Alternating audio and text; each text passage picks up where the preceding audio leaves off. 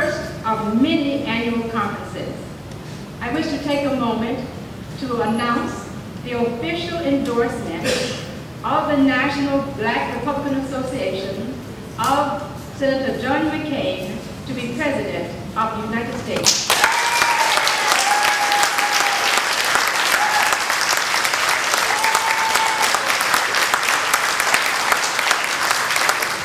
I would now like to take a minute to introduce the elected officials that are here. If you just hold the applause, but would you stand? Jeff Beatty, candidate for U.S. Senate versus John Kerry, Massachusetts. There's lots of misperceptions about the Republican Party and the history of the Republican Party with regards to race and gender.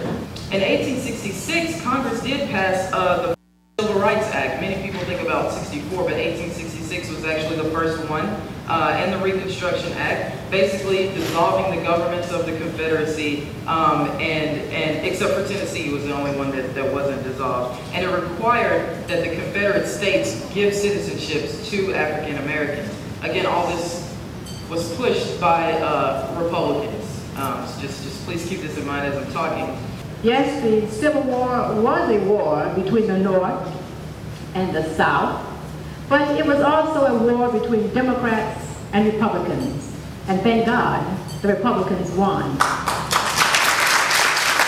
And if the Democrats had left blacks alone after they were freed and given their rights, we would not be having this conversation today.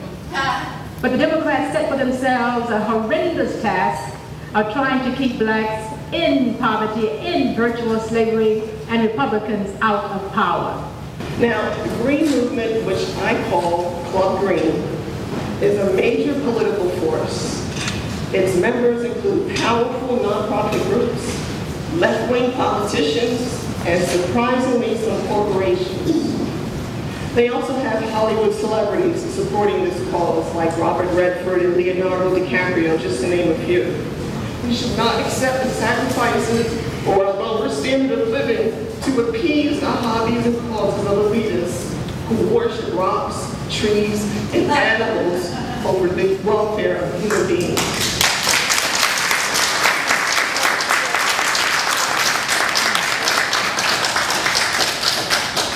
This election season, I want to remind you, is critical regarding how we are going to address urban policy issues in this century, because the Democrat Party is insistent to revisit the failed tax and spend policies of the Johnson administration and its war on poverty.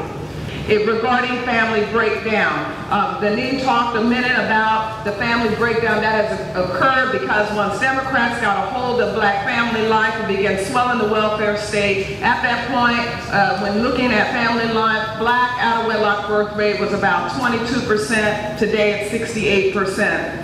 And this idea of expanded government in the lives of individuals, and you couple that with a moral relativism and an entitlement mentality, it is an equal opportunity destroyer, and we're starting to see the same pathologies that destroy black family life start to increase in white family life, as out-of-wedlock birth rates in the 60s were at 3%, and today they're at 33%. Unfortunately, No Child Left Behind expired under Democrat leadership in the Congress, and they've decided that they're not going to have any hearings nor discussion on this monumental piece of legislation until after November, with the hopes that they will be able to dismantle all of the gains that are occurring under this piece of legislation. One specific gain that is occurring is we, for the first time in history of federal intrusion into educational policy, have seen the gap with 9-year-old black and Hispanic children close with their white counterpart. We are starting to see, for those that keep saying, well, they're just teaching to the test, that teaching to the test is working for black boys. There has to be something that binds any civilization together. There have to be rules that society follows to govern itself. There have to be things that we all believe in. And the notion that you and I, when we interact with our government, should be treated the same is probably the most fundamental belief that we can have. More than any other people, black people, we have fought for that principle over the years. We have contributed more than anyone else to the notion that people should not be judged on the basis of skin color. The propositions that I have fought for over the last 13 years are really very simple and very direct. Quote, the state shall not discriminate against or grant preferential treatment to any individual or group on the basis of race, sex, color, ethnicity, or national origin in the operation of public employment, public education, or public contracting. There are some forms of affirmative action that are good. When we're trying to make sure that the government is not discriminating, that's good affirmative action. When the government treats me differently than anybody in this room, that's not affirmative action if it's done on the basis of how we were born. Anyone is capable of mistreating somebody else on the basis of race. But it's our duty as Americans, as fellow Americans, to say we won't tolerate that.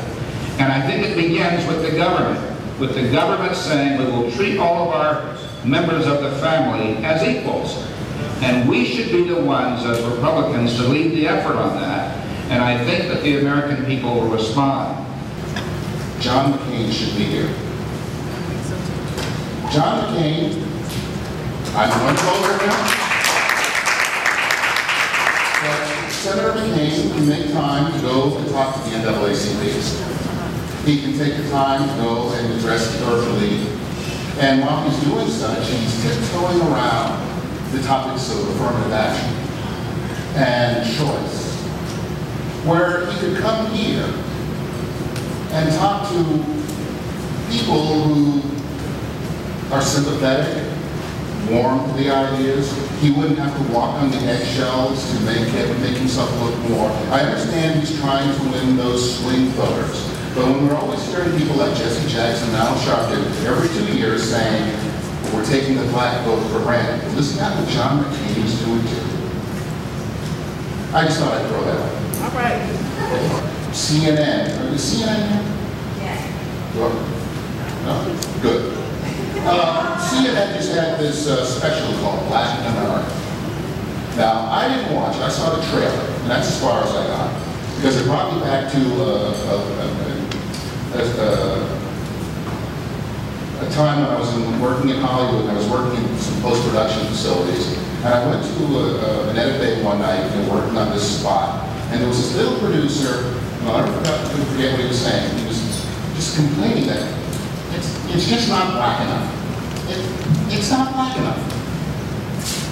And I can see now, I can picture in the editing bays of this Black in America special, portraying blacks as victims, in need of someone like Senator Obama to change everything, change and hope, and seeing some white liberal producers portraying blacks the way they think America needs to see us. And I'm not going to let that happen.